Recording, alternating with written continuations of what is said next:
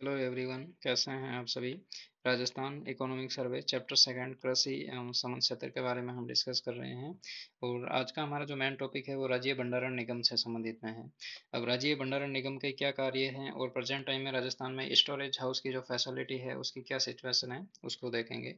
तो राजस्थान राज्य भंडारण निगम, उसका मुख्य कार्य है वो किसानों, सहकारी समितियों, व्यापारियों और जो सरकार की जो संस्थाएं हैं और अन्य जो संस्थाएं हैं उनसे कृषि उत्पादों के संबंध में रासायनिक उर्वरक, बीज, खाद, कृषि यंत्र एवं जो अन्य निर्दिष्ट वस्तुएं हैं उनके वैज्ञानिक पद्धति से भंडारण हेतु राजस्थान में गोदाम और जो भंडार गृह हैं इनके निर्माण के संबंध में ये वर्क करता है। तो जैसे फॉर एग्जांपल जो फूड क्रॉप है, जैसे गेहूँ है, चावल है, इस टाइप के जो प्रोडक्शन होते हैं उनका जो एडिशनल प्रोडक्शन होता है उसके स्टोरेज फैसिलिटी के लिए ये राज्य भंडारण निगम वर्क करता है राजस्थान में, चाहे वो फूड क्रॉप हो, नॉन फूड क्रॉप हो।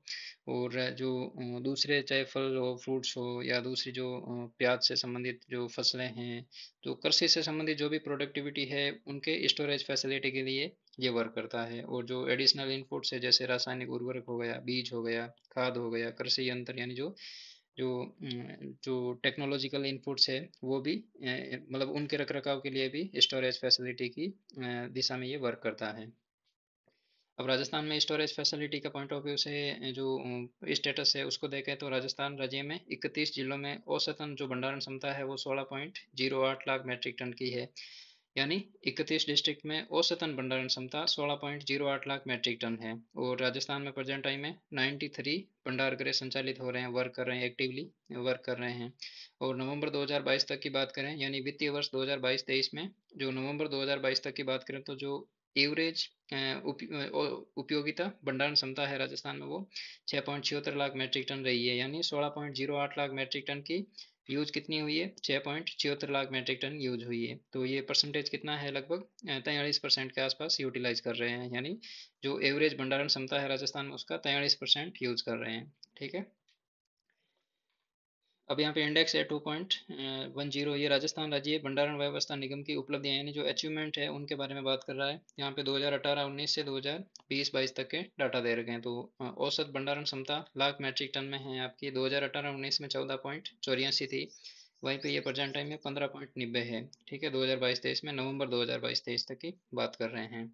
उसके बाद में औसत उपयोगिता, यानी ये तो भंडारण क्षमता है, कहने का मतलब 15.90 लाख मैट्रिक टन के तो भंडारण क्षमता के हमने कंस्ट्रक्शन करके रखे हैं, लेकिन उसका औसत उपयोग कितना हो रहा है, 6.76 लाख मैट्रिक टन का हो रहा है। ठीक है, तो एडिशनल है वो ऐसे खाली पड़ा है। उसी प्रकार से औसत उपयोगिता परसेंटेज की बात करें तो 43% है, अभी हमने प्रीवियस डिस्कस किया जस्ट।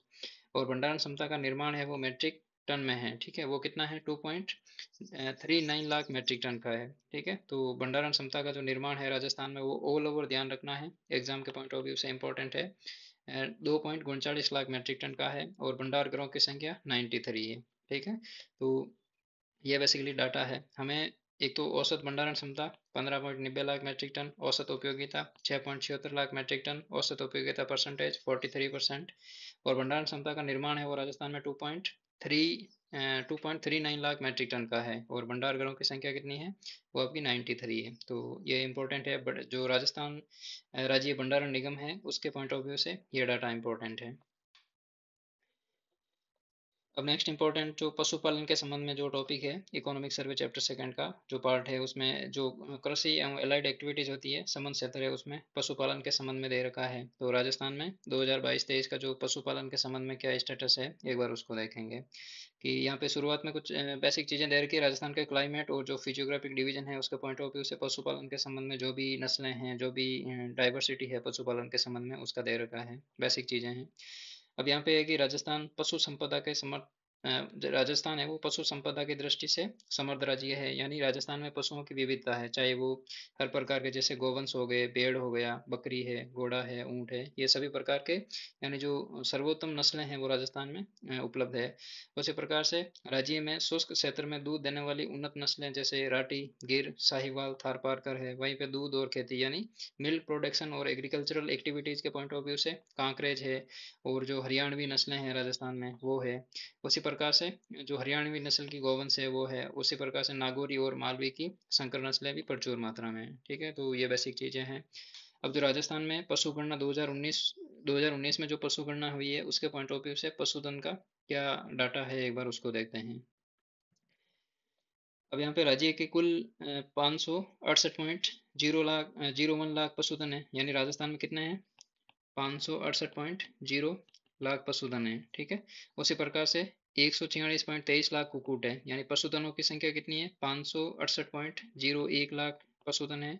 कुक्कुट की संख्या कितनी है, 146.23 लाख।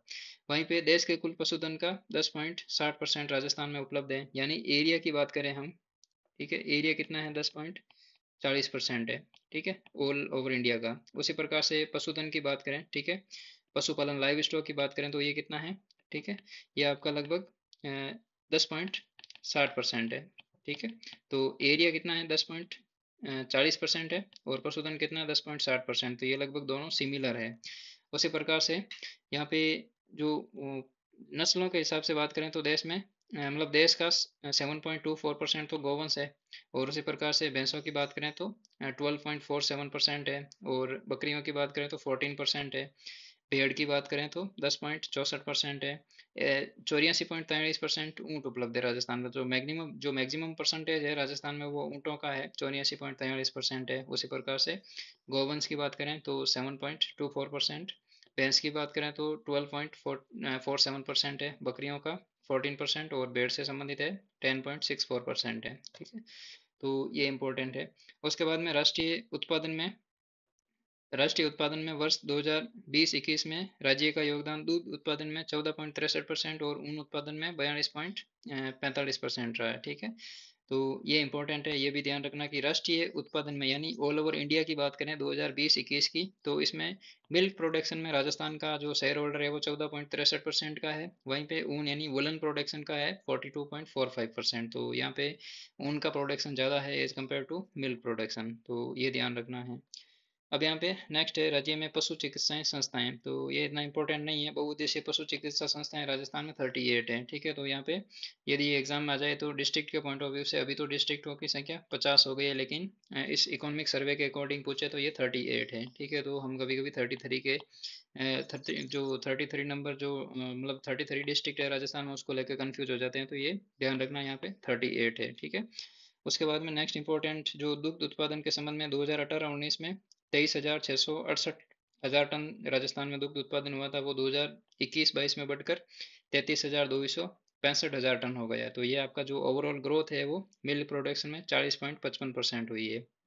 तो ये डाटा ध्यान रखना है, 40.55% की यहाँ पे वृद्धि हुई है। अब यहाँ पे राजस्थान में पशुधन उत्पादन के संबंध में उत्पादन दे रखा है, यानी पशुधन उत्पादन जो प्रोडक्टिविटी है उसका प्रोडक्शन दे रखा है। यहाँ पे पहले मिल्क का बात कर रहा है, दूसरा मांस का है, तीसरा अंडे का, और चौथा ऊन का, वुलन का है, ठीक है। तो दुग्ध उत्पादन को 1000 टन में यहाँ पे मेजर किया गया है, ठीक है, और ये 2018-19 से 2021-22 में कंटिन्यूसली ग्रो कर रहा है, ठीक है। 23,000, 26,000, 30,000, 33,265 टन है 2021-22 की बात करें, ठीक है। उसी प्रकार से यहाँ पे ये ग्रोथ हुई है। अब मांस उत्पादन की बात करें तो ओवरऑल यहाँ पे ग्रोथ हुई है, ठीक है, 192, ठीक है, 1000 टन है। और फिर राजस्थान में 2021-22 में 221,000 टन हो रखा है मांस उत्पादन, तो यहाँ पे भी ओवरऑल ग्रोथ है। अंडा उत्पादन की बात करें तो यहाँ पे कहने का मतलब 26.88 मिलियन है यहाँ पे, ठीक है। तो यहाँ पे देखिए सॉरी 26 पॉइंट नहीं है, 2688 मिलियन है यहाँ पे, सॉरी मैंने पॉइंट लगा दिया, बीच में नहीं है। 2688 मिलियन यहाँ पे जो अंडे का उत्पादन हुआ है, ठीक है।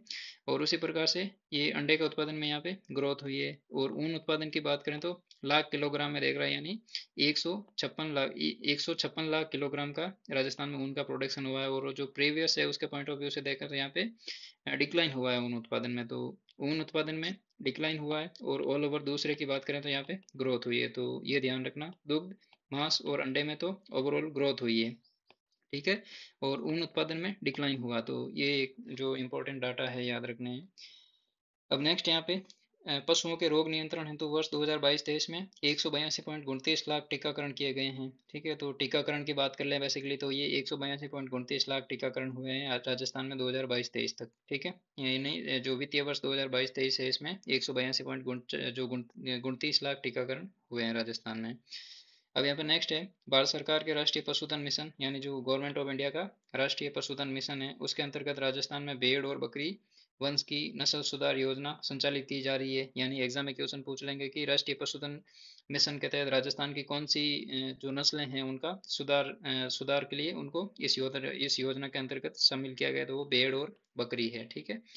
और इसमें जो सेंटर और स्टेट का शेयर होल्डर है वो 60:40 में है। ठीक है, ये ध्यान रखना। और राजस्थान के अजमेर, जयपुर, सीकर, नागौर, राजसमंद, चित्तौड़गढ़, चूरू, सिरोही और कुचामन सिटी जिलों में ये जो योजना है वो संचालित है। तो ये डिस्ट्रिक्ट है, ज़्यादा नहीं है, कम ही है, थोड़ा ध्यान रखना। ठीक है। अब नेक्स्ट यहाँ पे पोल्ट्री पालकों के लिए राष्ट्रीय पशुधन मिशन के अंतर्गत इनोवेटिव पोल्ट्री प्रोडक्टिविटी प्रोजेक्ट यानी जो IPPP यानी IPPP जो प्रोजेक्ट है वो 2017-18 में शुरू किया गया है। तो ये पोल्ट्री प्रोडक्शन के पॉइंट ऑफ व्यू से इंपॉर्टेंट है और इसकी शुरुआत है वो 2017-18 में हुई थी। अब यहाँ पे नेक्स्ट है नाथ द्वारा राजसमंद में है, यहाँ पे एक किसान प्रशिक्षण संस्थान स्वीकृत किया गया है। तो एग्जाम में ऐसे क्वेश्चन पूछेंगे 2022-23 में राजस्थान के कौन से डिस्ट्रिक्ट में या कौन सी लोकेशन पे किसान प्रशिक्षण संस्थान ओपन किया गया है, तो वो आपका नाथ द्वारा राजसमंद में है। ठीक है। अब यहाँ पे नेक्स्ट जो गोपालन विभाग से संबंधित कुछ इंपॉर्टेंट डाटा है नहीं। बेसिकली ये क्या करता है, गोपालन निदेशालय का उद्देश्य है, इसका एम है राज्य में मवेशियों की देसी नस्लों में प्रसार करना, संरक्षण करना और विकास करना। ठीक है, इसके ये 3 कार्य है और ये राजस्थान में करता है। इसकी कोई योजना वगैरह ऐसी कुछ इंपॉर्टेंट है नहीं। ठीक है। अब यहाँ पे एक इम्पोर्टेंट लाइन है कि वध से बचाए गोवंश योजना के अंतर्गत बड़े मवेशियों के लिए 40 रुपये प्रतिदिन और छोटे मवेशियों के लिए 20 रुपये प्रतिदिन की दर से गौशाला में मवेशियों को रखने की अवधि या 1 साल जो भी कम हो तक सहायता देने का प्रावधान है। ठीक है। इस पर नवंबर 2022 तक 1.20 करोड़ यानी लगभग 1.20 करोड़ रुपए का व्यय किया गया है। ठीक है, तो ये थोड़ा इंपॉर्टेंट डाटा है। नेक्स्ट हमारा जो इंपॉर्टेंट पोर्शन है वो डेयरी विकास से संबंधित है, यानी राजस्थान में मिल्क प्रोडक्शन के पॉइंट ऑफ व्यू से जो सिचुएशन है इसको लेके हम डिस्कस करेंगे। अब राजस्थान में डेयरी विकास कार्यक्रम सहकारी समितियों के माध्यम से क्रियान्वित किया जा रहा है, यानी जो कोऑपरेटिव सोसाइटी है राजस्थान में उसके माध्यम से राजस्थान में डेयरी विकास का कार्यक्रम चल रहा है। और इस कार्यक्रम के अंतर्गत 2022-23 में नवंबर 2022 तक 17,463 दुग्ध सहकारी समितियों को राज्य के 24 जिलों में दुग्ध उत्पादन सहकारी संघों एवं राज्य स्तर पर शीर्ष संस्थान हैं उनके पॉइंट ऑफ व्यू से राजस्थान सहकारी डेयरी फेडरेशन लिमिटेड जयपुर से संबंध किया गया है। यानी ये जो इकाइयां हैं राजस्थान में सहकारी समितियों की दुग्ध उत्पादन के संबंध में वो आपकी 17,463 है। तो ये नंबर ध्यान रखने हैं।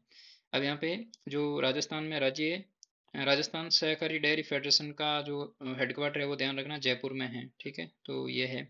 उसी प्रकार से नेक्स्ट है जिला दुग्ध संयंत्रों की जो दुग्ध प्रसंस्करण की क्षमता है वो बढ़कर कितनी हो गई, 51.20 लाख लीटर प्रतिदिन हो गई है। यानी जो दूध का प्रसंस्करण करते हैं उनकी कैपेसिटी है वो मतलब ग्रोथ हुई है उसमें। वित्तीय वर्ष 2022-23 में माह नवंबर 2022 तक जो RCDF से संबंध सभी दुग्ध संघों ने प्रतिदिन औसतन 26.61 लाख किलोग्राम दुग्ध संकलित किया है यानी कलेक्ट किया है। ठीक है, तो ये ध्यान रखना। बाकी जो इन्फॉर्मेशन है यहाँ पे इंडेक्स में दे रखी है। यहाँ पे 2022-23 के दौरान डेयरी गतिविधियों के संबंध में जो भी डाटा दे रखे हैं, पहला तो यहाँ पे टारगेट देखेंगे और दूसरा यहाँ पे अचीवमेंट देखेंगे।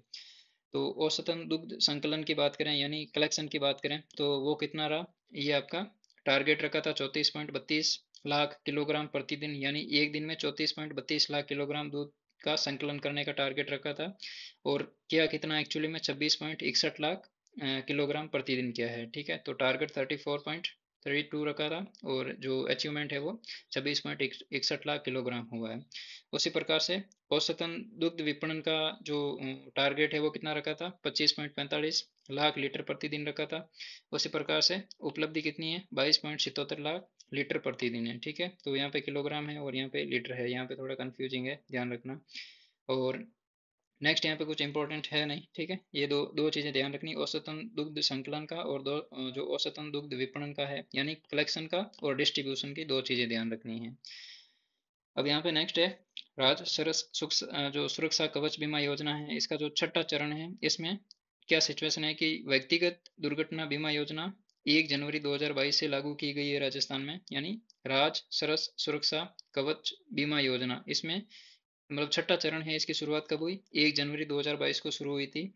और इस योजना में दुग्ध उत्पादक की दुर्घटना मृत्यु एवं पूर्ण स्थायी विकलांगता में 5 लाख रुपए की राशि दी जाती है और आंशिक स्थायी विकलांगता होने पर 2.50 लाख जो बीमा है उसकी राशि देय होती है। यानी या तो डेथ हो जाती है किसी पर्सन की जो इस मतलब दुग्ध उत्पादन उत्पादक के पॉइंट ऑफ व्यू से इंपॉर्टेंट है, ये जो दुग्ध उत्पादन का कार्य करता है, यदि उसकी डेथ हो जाती है या वो विकलांग हो जाता है और बाद में कार्य करने में सक्षम नहीं होता, उसको 5 लाख देते हैं। और जो आंशिक स्थायी विकलांगता आती है उसको 2.5 लाख रुपए की बीमा राशि दी जाती है। ठीक है।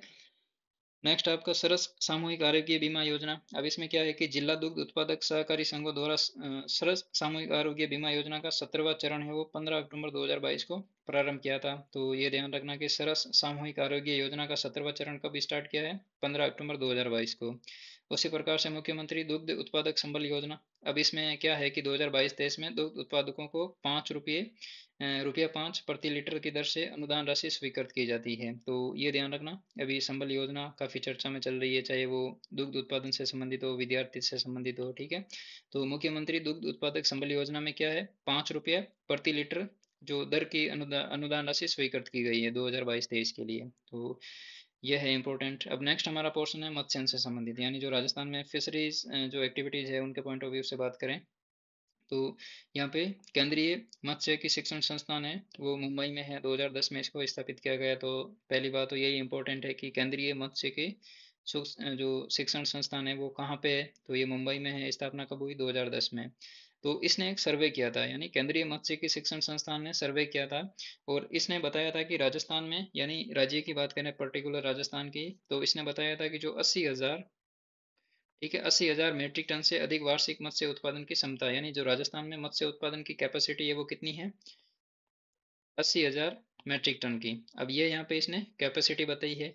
और यदि इन्होंने आगे बोला कि यदि उपयुक्त टेक्नोलॉजी के पॉइंट ऑफ व्यू से यदि मत्स्य का उत्पादन किया जाता है तो इसकी जो प्रोडक्टिविटी है वो 1.25 लाख मैट्रिक टन तक जा सकती है। यानी इसने एस्टिमेट बताया था 80,000 मैट्रिक टन का, और यदि उपयुक्त टेक्नोलॉजी तकनीकी का उपयोग करें तो ये 1.25 लाख मैट्रिक टन तक इसकी क्षमता बढ़ाई जा सकती है। अब ये तो इसने अनुमान लगाया था। अब राजस्थान में एक्चुअल में प्रोडक्शन कितना हुआ 2022-23 में, मत्स्य उत्पादन का लक्ष्य है 80,000 मैट्रिक टन वार्षिक लक्ष्य के विरुद्ध में राजस्थान में नवंबर 2022 तक 34,336.45 मैट्रिक टन का प्रोडक्शन हुआ। तो ध्यान रखना ये लगभग मतलब आधा भी नहीं है, 80,000 का जो 34,336.45 मैट्रिक जो टन का प्रोडक्शन हुआ मत्स्य का। ठीक है। अब इसके बाद में नेक्स्ट है मत्स्य विभाग द्वारा जो आदिवासी मछुआरों के उत्थान के लिए एक महत्वाकांक्षी योजना अपनाई है वो है आजीविका मॉडल। ठीक है। जो आदिवासी मछुआरे हैं उनके लिए एक योजना निकाली है आजीविका मॉडल। अब ये क्या है कि राजस्थान के 3 जलाशय जयसमंद उदयपुर में है, उसी प्रकार से माही बजाज सागर बांसवाड़े में, और कडाना बैंक वाटर है वो डूंगरपुर में है। तो ये जो 3 जलाशय हैं इनके लिए आजीविका मॉडल योजना चलाई है, और ये किसके लिए है, आदिवासी मछुआरों के लिए है। ठीक है।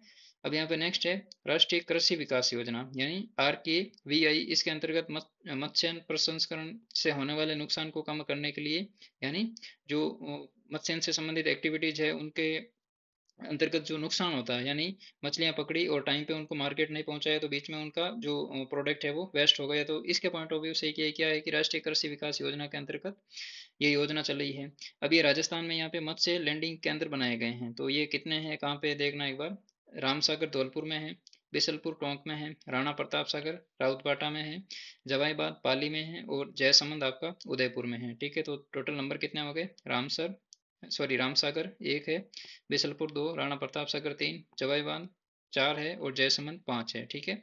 तो ये इंपॉर्टेंट है डाटा, ध्यान रखना। अब जो आजीविका मॉडल है आदिवासी मछुआरों के लिए, ये जयसमंद उदयपुर में है। उसी प्रकार से मत्स्य लैंडिंग केंद्र है वो भी आपका जयसमंद उदयपुर में है। ठीक है। तो बाकी यहाँ पे माही बजाज सागर और कडाना वाटर बैंक है वो, बैक वाटर है वो आपका वाटर है वो आपका आजीविका मॉडल के तहत है। तो ये ध्यान रखना, राष्ट्रीय कृषि विकास योजना का ध्यान रखना इंपॉर्टेंट है। जो नेक्स्ट इंपॉर्टेंट डाटा है कि national mission for protein supplement योजना। अभी ये एक प्रोजेक्ट है, इसके अंतर्गत भारत सरकार द्वारा 3.44 करोड़ की केज कल्चर योजना बांध माही बजाज सागर बांसवाड़ा में आधुनिक मत्स्य तकनीकों के प्रौद्योगिकी विस्तार एवं प्रदर्शन हेतु स्वीकृत की गई है। यानी जो टेक्नोलॉजी को अपना के मत्स्य एक्टिविटीज़ यहाँ पे की जाएगी। तो ये लोकेशन कौन सी है राजस्थान में? माही बजाज सागर है। ठीक है, माही बजाज सागर बांसवाड़ा में क्या है?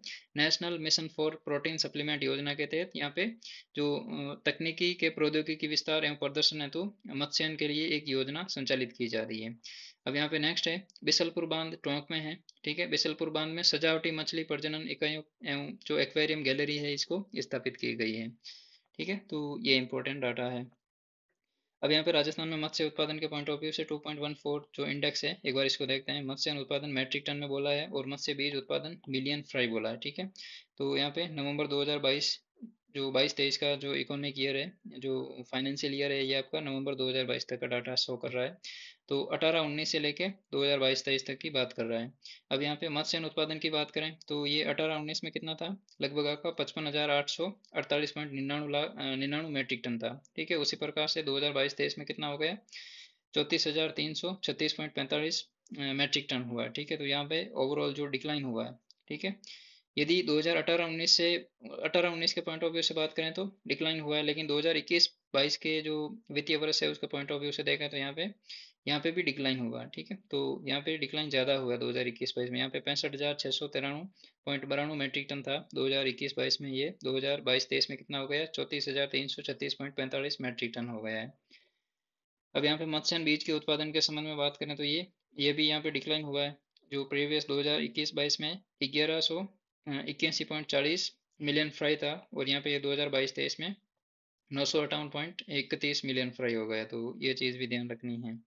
अब यहाँ पे नेक्स्ट है राजस्थान कौशल विकास कार्यक्रम के अंतर्गत मत्स्य पालन से संबंधित विभिन्न प्रशिक्षण कार्यक्रम नियमित रूप से आयोजित किए जा रहे हैं, और राष्ट्रीय मत्स्य विकास बोर्ड हैदराबाद की वित्तीय सहायता से वर्ष 2022-23 में नवंबर 2022 तक 1411 मत्स्य कृषकों को विभिन्न मत्स्य तकनीकों के लिए प्रशिक्षित किया गया है। ठीक है, तो ये ध्यान रखना कि राजस्थान में जो राजस्थान कौशल विकास योजना है उसके अंतर्गत मत्स्य पालन के लिए भी प्रशिक्षण दिया जा रहा है। ठीक है, और ये 2022 तक, नवंबर 2022 तक कितने जो मत्स्य कृषक है, 1411 मत्स्य कृषकों को यहाँ पे प्रशिक्षण यानी जो स्किल है इनको दी गई है। अब नेक्स्ट यहाँ पे मत्स्य पशुपालन एवं डेयरी विकास मंत्रालय, डेयरी मंत्रालय भारत सरकार द्वारा पूर्व में संचालित जो नीली क्रांति थी उनकी जो विभिन्न आयाम थे, यानी नीली क्रांति के आयाम का मतलब है कि उनका जो संरक्षण से संबंधित और उनके संवर्धन के संबंधित और जो टेक्नोलॉजिकल इनोवेशन है उसके पॉइंट ऑफ व्यू से जो बहुत सारे आयाम थे यानी डायमेंशन थे, उन सभी को इंक्लूड करके प्रधानमंत्री मत्स्य संपदा योजना शुरू की गई है, और ये 2020-21 से संचालित की जा रही है। ठीक है, तो ये ध्यान रखना। अभी नीली क्रांति योजना के नीली क्रांति योजना की जगह कौन सी योजना आई है? प्रधानमंत्री मत्स्य संपदा योजना, ये इसका नाम चेंज कर दिया, तो ये ध्यान रखना। ठीक है, अब नेक्स्ट यहाँ पे वानिकी से संबंधित है। इस जो टॉपिक को हम कल डिस्कस करेंगे नेक्स्ट सेशन में। ठीक है, तो आज के लिए इतना ही रखते हैं। ठीक है, हमने कौन कौन से टॉपिक डिस्कस किए?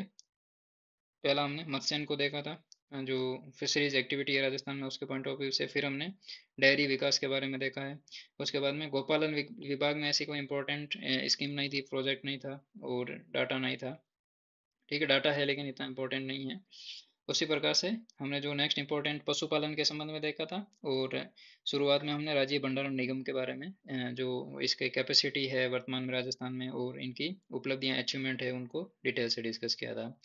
तो चलिए आज के इस सेशन में इतने रखते हैं। नेक्स्ट पोर्शन में हम यहाँ पे जो वानिकी से संबंध में जो डाटा है उनको अच्छे से डिस्कस करेंगे। ठीक है, थैंक यू।